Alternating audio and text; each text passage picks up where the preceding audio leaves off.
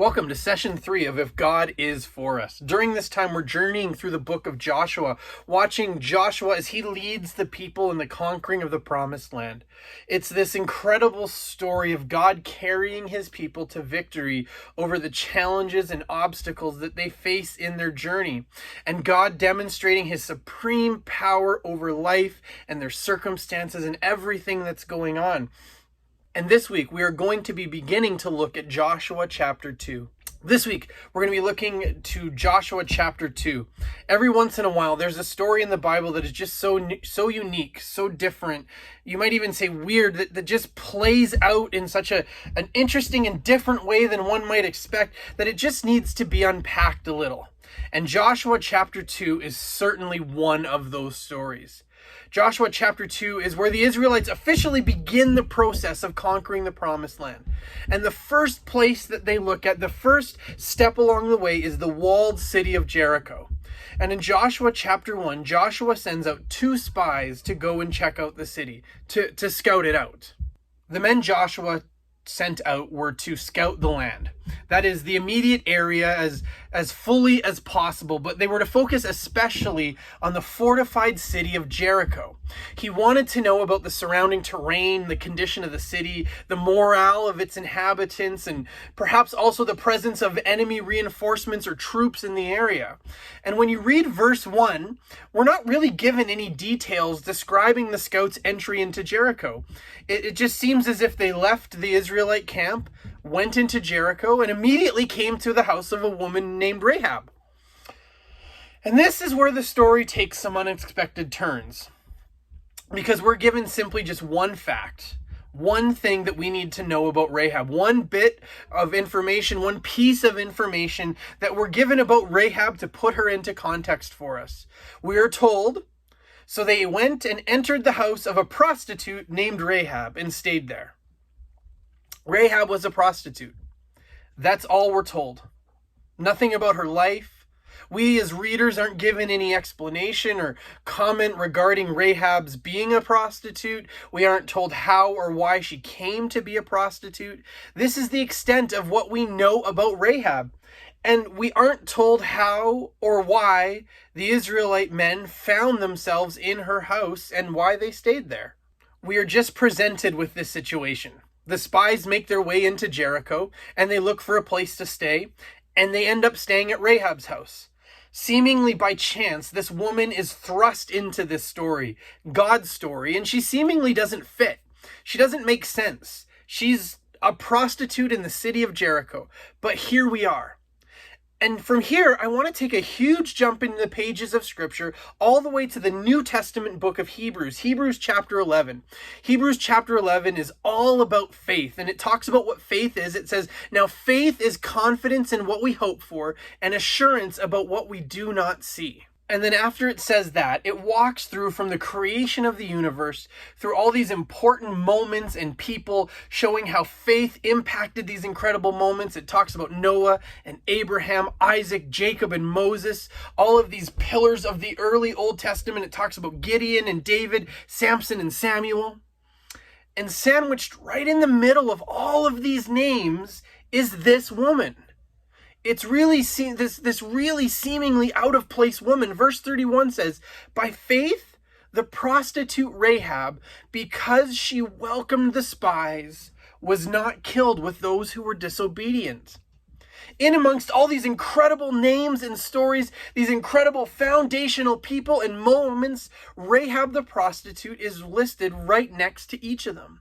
The writer of Hebrews places her in the company of the giants of God's story with humanity and says she is one of them. There are so many reasons why you wouldn't expect her to be listed among the faithful in Hebrews chapter 11. She's not an Israelite. She wasn't one of God's chosen people. That wasn't her lineage. That wasn't who she was created as. That's not who she was. She was not male. And everybody else who's listed, they're male. It was a male-dominated, a patriarchal society where women weren't seen as important as men. And so just the fact that a woman was included is a really big deal. And she was a prostitute. She didn't have this remarkable story of faithfulness and goodness towards God. She didn't have this incredible life story of choosing God. She was a prostitute. And yet, here she is. So what happened with Rahab? What is the story of faith that allowed her to become this example of faith? We see in verse 2 that word of the Israelites entering the city is not at all kept a secret. The people, the king, they know right away what has happened. They know right away that these men are there. And immediately word either gets back to the king or he just assumes that he knows where the men are, because it says that he sends a message directly to Rahab telling her to give up the men to the authorities because they were there to spy.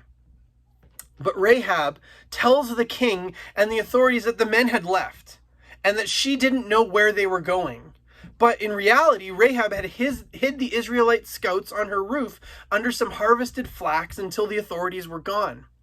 And then there's this incredible moment where Rahab explains to the Israelites why she had chosen to hide the men rather than just turn them over. It's contained in verses 9 through 11 when Rahab says, "I know that the Lord has given you this land, and that a great fear of you has fallen on us, so that all who live in this country are melting in fear before you.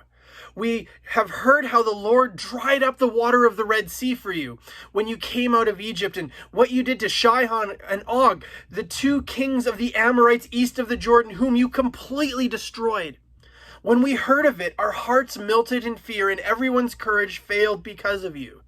For the Lord your God is God in heaven, above and on the earth below." These verses contain Rahab's remarkable confession of faith in Israel's God. The confession included the message she had heard, now her fellow citizens had responded, and what she had come to believe about the people of Israel and their God. Since the Lord God of Israel had done these mighty works, he must be the true God, maker of heaven and earth. God must have chosen the Israelites to be his special people. Rahab's statement of faith in these verses is a concise summary of the entire Old Testament message of faith. The one true God was in a holy covenant with the people of Israel. Rahab proclaimed who God is, what he has done, and his authority on behalf of his people. These are powerful statements coming from someone who is not an Israelite. She declared that since God, the God of Israel, had done these mighty works, he must be the true God, maker of heaven and earth. God must have chosen the Israelites to be his special people. Rahab's act of protecting the men was an expression of her newfound faith in two ways. First, hiding the men was simply a brave thing to do.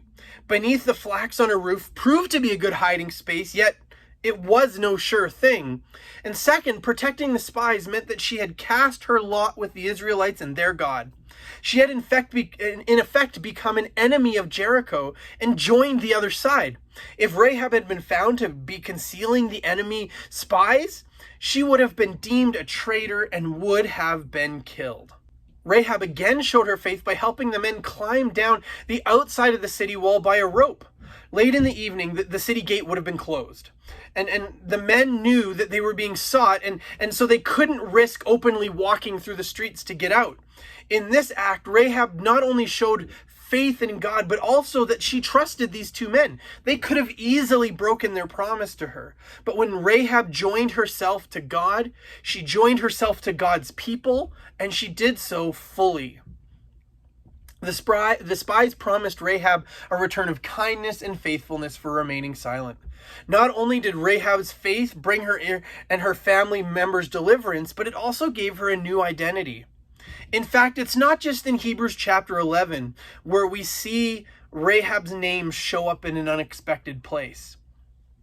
But in Matthew chapter 1, in the genealogy of Jesus, we see that Rahab was not just saved in Jericho, but that we see that she was brought all the way into the story of God's chosen people when we read that she was the great-great-grandmother of King David, making her one of the very few women mentioned in the lineage of Jesus Christ.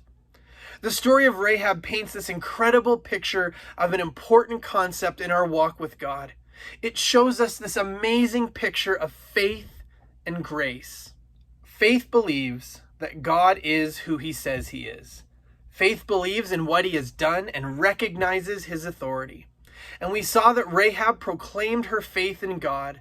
And because of her faith in God, she was given the gift of grace. Grace means undeserved, unearned favor and kindness. Her story is surprising because she received an undeserved gift. She had not lived a life of goodness or godliness or righteousness that would have allowed people to look at her and decide that she was one who needed to be saved. The only thing we know about her, the only defining characteristic of her life, is that she was a prostitute. And she hadn't chosen to hide the men in exchange for anything. She hid them before anything had been promised. She hid them because of her faith in the God of Israel. Her faith that God was who he says he is, and her faith in what God has done. And because of that, she was extended grace. I want to close today with a couple verses from the book of Ephesians chapter 2 that show us in our lives what it means for us to have faith and what faith in God means for us. Ephesians chapter 2, verses 8 and 9 say, "For it is by grace you have been saved." Rahab was saved because of the grace that was being extended to her. Through faith. Not because she simply hid the men, but because of her confession of faith in God as the reason for her hiding them. She had cast her lot and her life now with God. And this is not from yourselves, it is the gift of God, not by works, so that no one can boast. The sum of her life was not worthy of grace, but her confession of faith brought grace into her life. For each of us who names the name of Christ, we live and walk out our lives in grace, not because we're worthy of grace, not because we've earned grace, but we have cast our lot and our life with God. We have given our allegiance to him, and because of that, we are given the gift of grace.